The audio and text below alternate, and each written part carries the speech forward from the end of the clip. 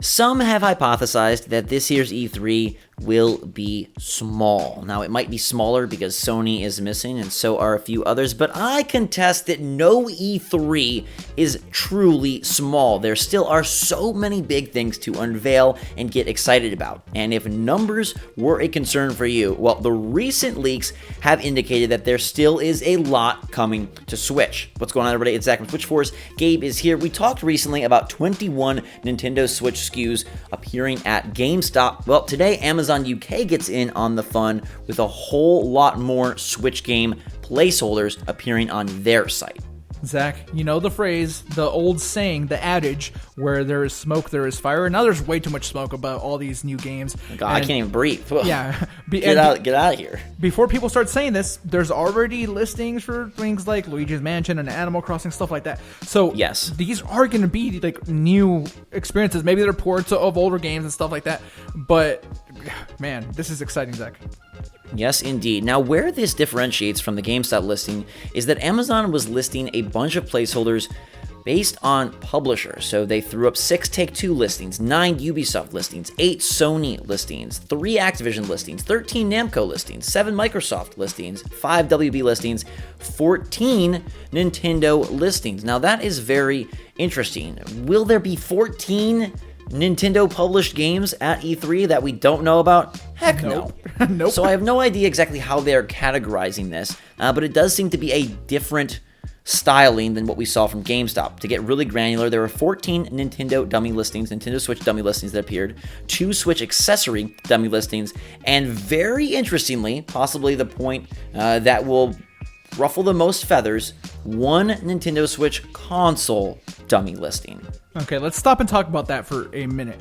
This could be a number of things, right? Maybe a bundle of some kind gets announced for one of the big fall games. The Pokemon Direct already happened. Nothing was mentioned. That doesn't mean that there isn't something happening. Maybe E3 is where they show it. Animal Crossing, another big game. Same with Luigi's Mansion. I feel like any of those could, have a listing of their own for like a bundle or something like that. And I feel like that can kind of take this place. The other things, Zach, and people have obviously thought about it and they're mentioning it all over Twitter and Reddit. Could this be the new Switch Mini, the Switch Lite? I don't think it's that, but it is fun to speculate.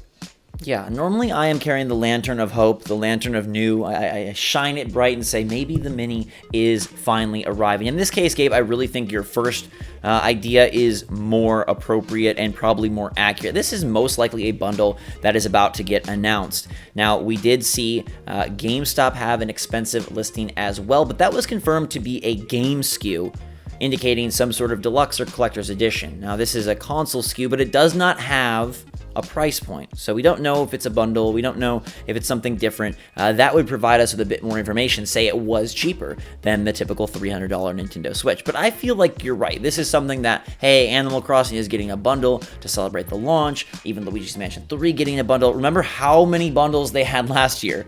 So, I mean, I have almost all of them, Gabe. The boxes are stacked. I can barely move. There's so many bundle boxes in my office here. I turned them into basically a little like cardboard cutout of you. Actually, if you want to feel honored. Okay.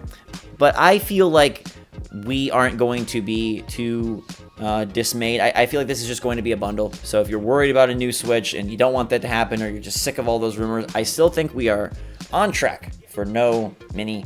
Probably. The games, though, are interesting, and the accessories are interesting. 2 Switch accessories has me hopeful, because Nintendo hurts my heart in 2019, month after month, by not putting out JoyCon and not putting out Pro Controller. It's kind of upsetting, and 2 accessories seems to me like a pair of JoyCon and a Pro Controller. That would be awesome. That would be really, really awesome. Zach, do you want to stop and maybe hypothesize a little bit about what some of these 14 games could be? Now, there's no way we can guess them all, but right. I feel like there's some things that are going to be pretty safe, because we've seen just a lot of people talk about certain things. I now fully believe that like Mass Effect is coming.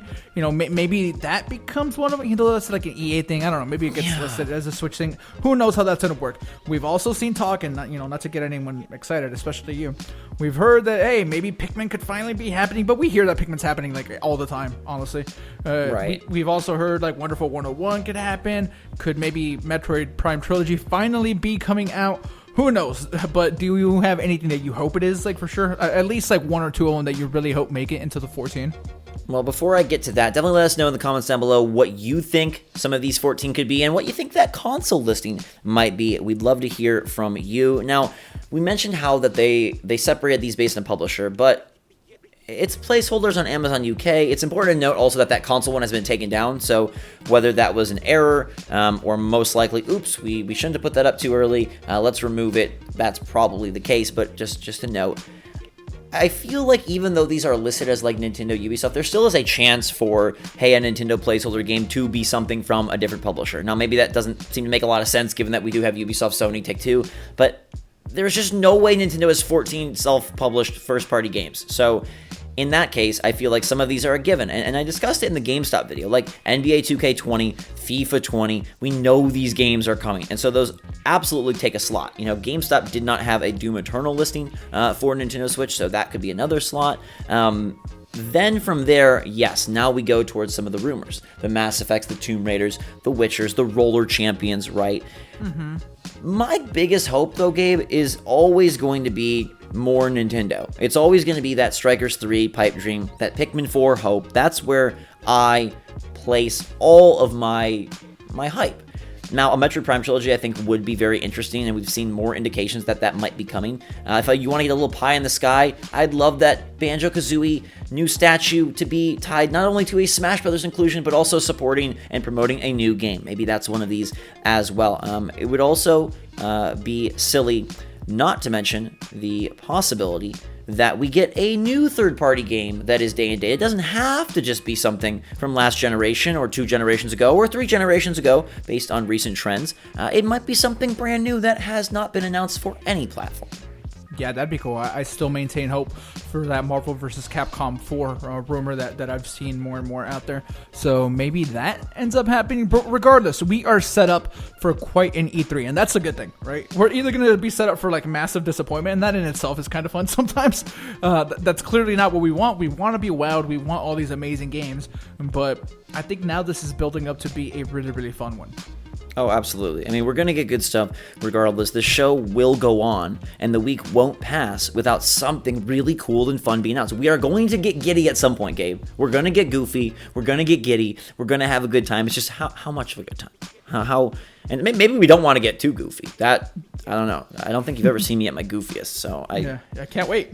that could be a little bit dangerous, but we are set up nicely, and I think this year's been interesting. People are talking about not as many direct leaks as we've had in years past. Remember the Walmart problem that just dumped a whole ton of titles onto us, and we were like, oh well, I guess there goes half of the E3 surprises. Nothing of that sort has happened yet. Also, there's still time. We do have time. But last year, like Fortnite sure leaked early in terms of that being a release for Switch, and that kind of, to me, fizzled out what would have been one of the bigger, boom moments of the conference. So honestly, I hope that these placeholders are where it stays. It's fun for speculation. It lets us know that things are coming, but it keeps the actual reveals surprising, and I like it that way. Here, I have a question.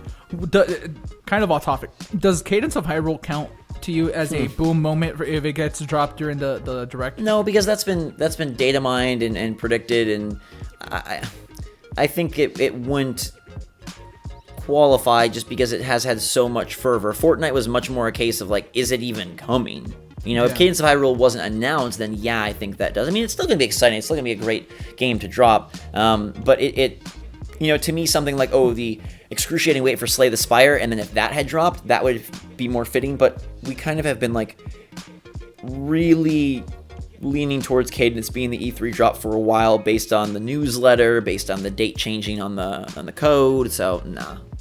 Okay. Yeah, I was just curious. I'm still going to be really excited about that game, but I kind of agree with you. And I hope that they have one, day of drop that is going to be surprising and a little bit bigger for us. I know that SNES, baby. We're kind of conditioned to expect that at this point. And Nintendo was one of the ones that, not that they were the first ones to do it or anything, but at least for you and I, we're so used to covering them so heavily and paying attention to them so heavily. They've become almost synonymous with those, I call them Beyonce drops. That's what they are to me. Yeah. Yeah, it's very cool. I mean, the other consoles do like demos and stuff. That's not uncommon. Or EA will throw a game on Access or things of that sort. I mean, EA did drop like Unravel 2. That was like a very similar move. Yeah, and so Nintendo now joining in on the fun. Personally, out of all this, I'm stupidly most excited for the accessories, the fact that probably getting some new Joy-Con finally, but I think that console will be interesting to pay attention to, and yeah, the games list as well. So let us know in the comments down below what games you think could be hiding on Amazon UK. We now have 14 listed there, 21 at GameStop, a smorgasbord of titles will be coming to our plate soon, so get your fork, your spork, your spoon, and your knife, and let's dig in. We'll be back with more E3 coverage as soon as it happens. Until that time, for myself and Gabe, thanks so much for watching. Hit that like button if you enjoyed the video and are pumped for E3. And until next time, Switch Force out.